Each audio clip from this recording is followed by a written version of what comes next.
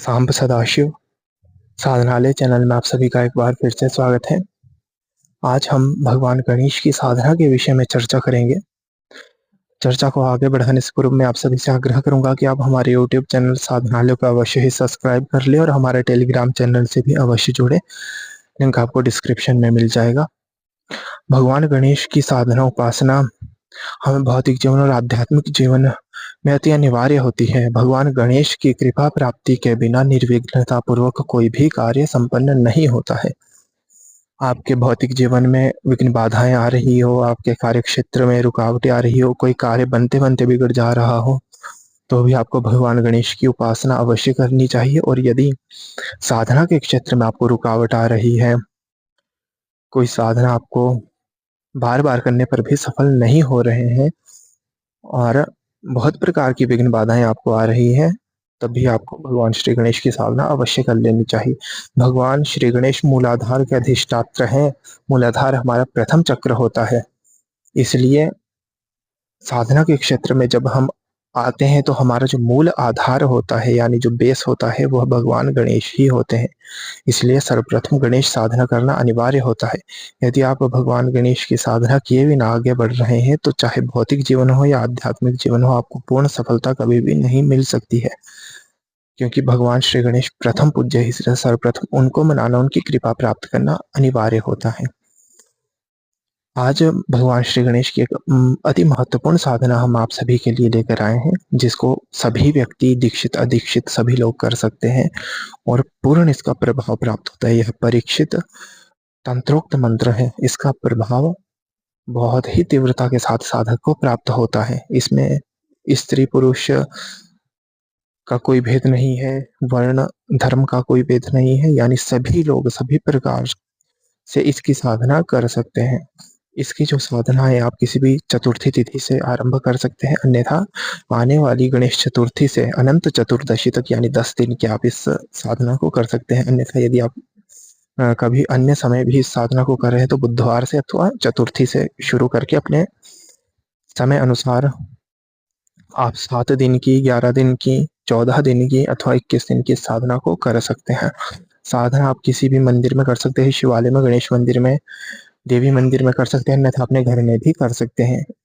आप रात्रिकाल या सायकाल अथवा भोर में, जब भी आपको उचित लगे, आप जिस समय अनुकूल समझे उस समय इस साधना को कर सकते हैं। दोनों संध्याओं में, त्रिकाल संध्या में भी साधना को आप कर सकते हैं। करना आपको इस प्रकार से है। सर्वप्रथम तो आपको साधना हेतु पीले रंग के आसन वस्त्र अथवा सफेद रंग के आसन वस्त्र ले लेने हैं। लाल रंग के भी चल पड़ेंगे। अपने घर में कर रहे हैं तो सामने आपको बाजोट इत्यादि लगा के उस पर शुद्ध वस्त्र बिछा के उत्तर दिशा की ओर मुख करके बैठ जाना है। शिव परिवार का आपको चित्र स्थापित कर देना है, अन्यथा भगवान श्री गणेश का भी कोई विग्रह आपको स्थापित करना हो तो कर सकते हैं। यदि विग्रह इत्यादि आपके पास ना हो तो कम से कम शिव परिवार का चित्र अवश्य रखें और एक पात्र में चावल इत्यादि भर के उसके ऊपर 2 सुपारी आप गौरी गणेश के रूप में रखें। फिर आप सर्वप्रथम जब साधना में बैठे तो स्नान इत्यादि करके शुद्ध वस्त्र धारण करके अपना पवित्र आचमन कर लें। तत्पश्चात संकल्प ले कि भगवान श्री गणेश की कृपा प्राप्त है तो आप उनके षडाक्षर मंत्र का अनुष्ठान करने जा रहे हैं। जो मंत्र है वह आपको आपकी स्क्रीन पे उपलब्ध हो जाएगा, वहां से आप उसे देख सकते हैं। फिर आपको संकल्प करके भगवान गणेश का और भगवती गौरी का आपको पूजन कर लेना है। पूर्ण शिव परिवार का ही आपको पूजन करना है। जैसे सर्वप्रथम तो आप सामान्य रूप से गणपति जी का ध्यान करेंगे, फिर आप गुरु का ध्यान स्मरण करेंगे, भैरव जी का ध्यान स्मरण करेंगे, अपनी कुल शक्तियों का स्मरण कर लेंगे। तत्पश्चात आप भगवान श्री गणेश सहित भगवती उमा, भगवान शिव इत्यादि सबका पूजन कर लेंगे पंचोपचार विधि से। उनको भोग इत्यादि आप नैवेद्य है तो आप जो भी नैवेद्य है आप अर्पित कर सकते हैं। भगवान श्री गणेश को सर्वाधिक पसंद जो है वह मोदक के लड्डू है, तो वह आप यदि उपस्थित कर पाए तो अति उत्तम है। भगवान गणेश को दुर्वा अति प्रिय है, इसलिए भगवान गणेश को दुर्वा अर्पित करना कदापि न भूलें।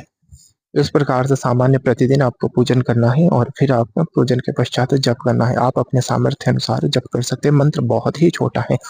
यदि आप इसका 6 लाख अनुष्ठान कर लेते हैं एक ही बारी में तो अति उत्तम है, अन्यथा 1.25 करके भी 6 लाख पुनश्चरण इसका पूरा कर लेना होता है। 6 लाख में यह मंत्र आप पे पूर्ण कृपा करने लगता है और इस मंत्र के प्रभाव से भगवान श्री गणेश की अति उत्तम, अति तीव्र कृपा आपको प्राप्त हो जाती है। इस साधना में आप रुद्राक्ष की पंचमुखी माला का आप प्रयोग करें, 4 मुखी माला का भी आप प्रयोग कर सकते हैं। और जब आप मंत्र जप कर ले तो वह मंत्र जप भगवान श्री गणेश को समर्पित करके आरती इत्यादि कर ले, क्षमा प्रार्थना करके आसन के नीचे जल डाल के भगवान इंद्र का स्मरण करके 3 बार अपने मस्तक पर लगाएं, फिर आप आसन से उठ सकते हैं। साधना काल में पूर्ण नियमों का आपको पालन करना है, ब्रह्मचर्य का पालन करना है, सात्विक आहार लेना है, माता बहनों का सम्मान करना है। यह नियम सभी साधना में अनिवार्य होते हैं। भगवान श्री गणेश की साधना में सभी जीवों की सेवा करनी है, और यदि हो सके तो किसी हाथी को आप इन दिनों भोजन करवा पाए तो अति उत्तम है। इस प्रकार से जब आप भगवान श्री गणेश के मंत्र का जप कर लेते हैं तो भगवान श्री गणेश की अपार कृपा आपको प्राप्त हो जाती है, और उनकी कृपा से आपके सभी बिगड़े काम, चाहे भौतिक जीवन के हो या आध्यात्मिक जीवन के हो, अवश्य ही पूर्ण होते हैं। इसलिए सभी को एक बार यह साधना अवश्य कर लेनी चाहिए। फिर प्रतिदिन आप अपनी दैनिक साधना में इस मंत्र का 1 माला, 3 माला, 4 माला जैसा भी संभव हो प्रतिदिन जप करते रहें। इससे भगवान श्री गणेश की कृपा आप पे बनी रहती है। तो इस साधना को करके आप लाभ अवश्य उठाएं और हमारे साथ बने रहें। आज की जानकारी यदि आपको अच्छी लगी हो तो इस वीडियो को लाइक शेयर अवश्य करें। हर हर महादेव।